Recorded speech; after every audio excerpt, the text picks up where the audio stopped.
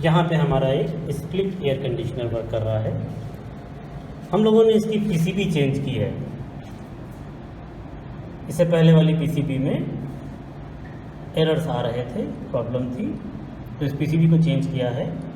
हम लोग ध्यान से देखेंगे कि इसमें सप्लाई कहाँ से कहाँ पहुँच रही है। यहाँ पे हम देख रहे हैं ये सप्लाई हमारी स्टेबलाइज़र के ज़रिए से आ रही है और ये सप्लाई हमारी आउटडोर को जा रही है। तो यहाँ पे इंडोर में हम देखेंगे पीसीबी के अंदर क्या क्या है। ये हमारा एक ट्रांसफार्मर लगा हुआ है, इसका आउटपुट एसी सप्लाई है। ये यहाँ पे रिले लगी हुई है, इस रिले में 12 वोल्ट डीसी आती है। एसी सप्लाई को ब्रिज रेक्टिफायर की मदद से डीसी में कन्वर्ट किया जाता है और ये डीसी सप्लाई हम सेंसर्स के लिए, स्विंग मोटर के लिए और डिस्प्ले के लिए ले जाते हैं।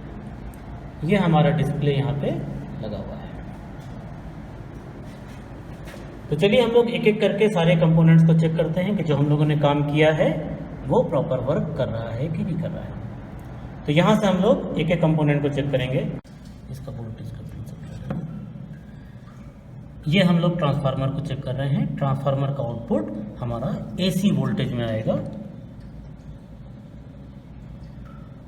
यहाँ पे ये 15 वोल्ट एसी दिखा रहा है। हमने मीटर को एसी पे किया हुआ है। अब हम इनपुट देखेंगे तो यहाँ पे 220 वोल्ट एसी इनपुट आ रहा है। या लाइन का जो भी वोल्टेज है वो आपको यहाँ पे दिखाई देगा। तो दोस्तों ट्रांसफार्मर से आउटपुट जो है वो एसी ही निकलने वाला है। हम इसको ट्रांसफार्मर को अपनी जगह पे लगा देंगे। सप्लाई हमारे सिस्टम में आ गई है। अब हम सबसे पहले सप्लाई वोल्टेज को एसी पे किया हुआ है और फैन मोटर को जाने वाली सप्लाई को हम चेक करेंगे। फैन मोटर ऑन हो गया है।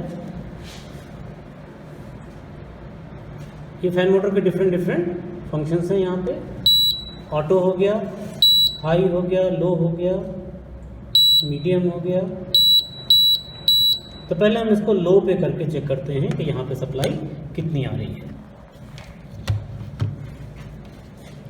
ये वाइट वायर है, ब्लैक वायर है, हम इन दोनों में लगाते हैं। वाइट में लगा रहे हैं, ब्लैक में लगा रहे हैं।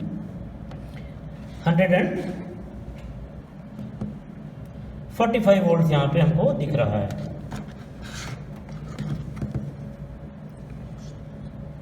फैन को हम चेंज करते हैं मीडियम पे।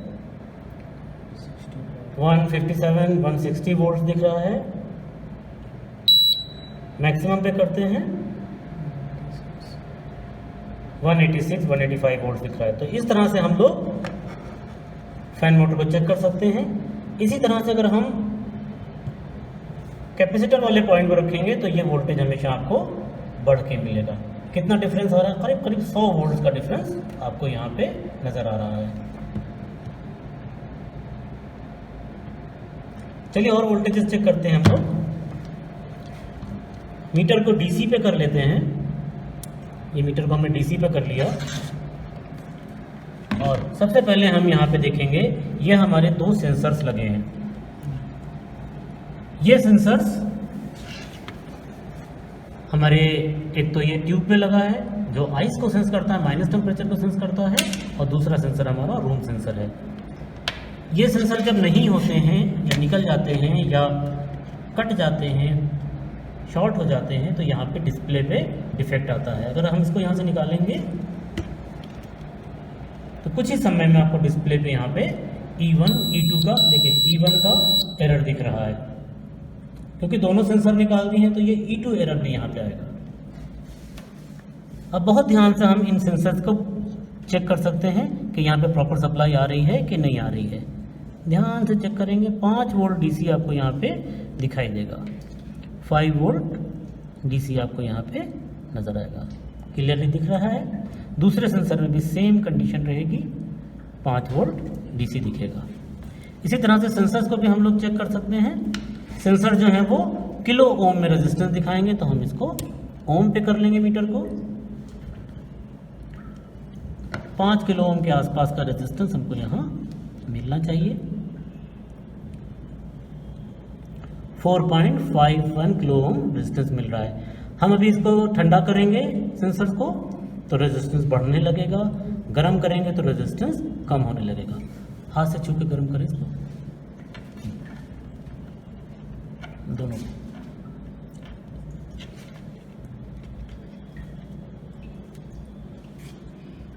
गर्म कर रहे हैं तो रेजिस्टेंस ने कम होना शुरू कर दिया, ठंडा करेंगे तो रेजिस्टेंस बढ़ने लगेगा। तो इसी तरह से दोनों सेंसर्स को हम लोग चेक कर सकते हैं। दूसरा भी सेम, गर्म किया इन्हीं ने भी, तो ये रेजिस्टेंस कम हो गया है। अभी छोड़ दिया है गर्म करना, हाथ से पकड़ के गर्म कर रहे थे तो ये रेजिस्टेंस बढ़ना शुरू हो गया है। तो इस तरह से हम अपने सेंसर्स को चेक कर सकते हैं।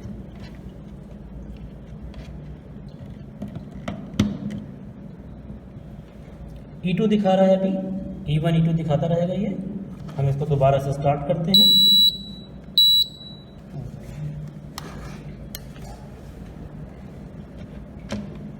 ये सप्लाई हमारी स्विंग मोटर को जा रही है, ये सप्लाई हमारी डिस्प्ले को जा रही है। स्विंग मोटर की सप्लाई भी हम यहाँ पे चेक कर सकते हैं। स्विंग मोटर की सप्लाई में आपको हमेशा वेरिएशन मिलेगा। सबसे पहले हम स्विंग को ऑन कर देंगे, स्विंग ऑन हो गया। हम यहाँ पे सप्लाई चेक करेंगे तो हमको वेरिएशन में सप्लाई दिखेगी।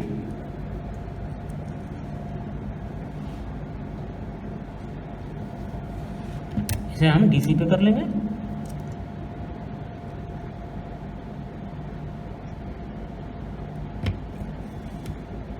फर्स्ट और लास्ट पिन में चेक कर रहे हैं, 3 4 5 6 7 9 11 मोमेंटम के हिसाब से ये सप्लाई चेंज होती हुई आपको यहाँ पे नजर आएगी। इसी तरह से डिस्प्ले में हम चेक करेंगे तो डिस्प्ले में भी हमको 5 वोल्ट डीसी में, यहाँ पे फर्स्ट सेकंड के बीच में 5 वोल्ट आपको डीसी मिलेगा। क्लियरली दिख रहा है। यहाँ पे इंट्रीज भी होती हैं, तो आप यहाँ पे देख सकते हैं ग्राउंड और 5 वोल्ट है, तो ग्राउंड और 5 वोल्ट आपको यहाँ पे मिलने वाला है। तो इस तरह से हम फ्रंट में जो डिस्प्ले लगा है उसकी सप्लाई को भी यहाँ से चेक कर सकते हैं। इन सप्लाईज के हिसाब से हम यहाँ पे चेक कर लेंगे और जो जो यहाँ पे वोल्टेजेस लिखे हैं वो वोल्टेजेस आपको यहाँ पे मिलने वाले हैं।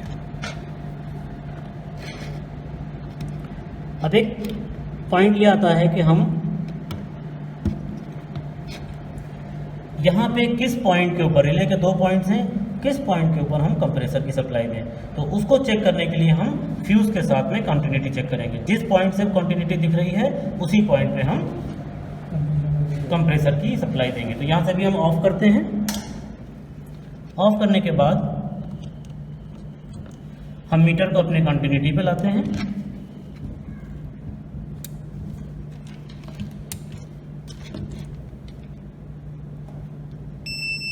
कंटिन्यूटी दिखा रहा है, ये फ्यूज लगा है इधर, फ्यूज के साथ में हम इसको चेक करेंगे। इस पॉइंट पे क्वांटिटी दिखा रहा है, तो इस वाले पॉइंट पे हमारा इनपुट आएगा। ये वाला पॉइंट जो है वो कंप्रेसर को सप्लाई लेके जाएगा। यहाँ पे लाइन से इनपुट आएगा और यहाँ से सप्लाई लेके जाएगा। तो जो पॉइंट हमारा कंटिन्यूटी दिखा रहा है उसी पॉइंट से सप्लाई आपकी इन होगी और दूसरे पॉइंट से आउट होगी। तो इस तरह से हम अपनी पीसीबी को आसानी से चेक कर सकते हैं। Thank you.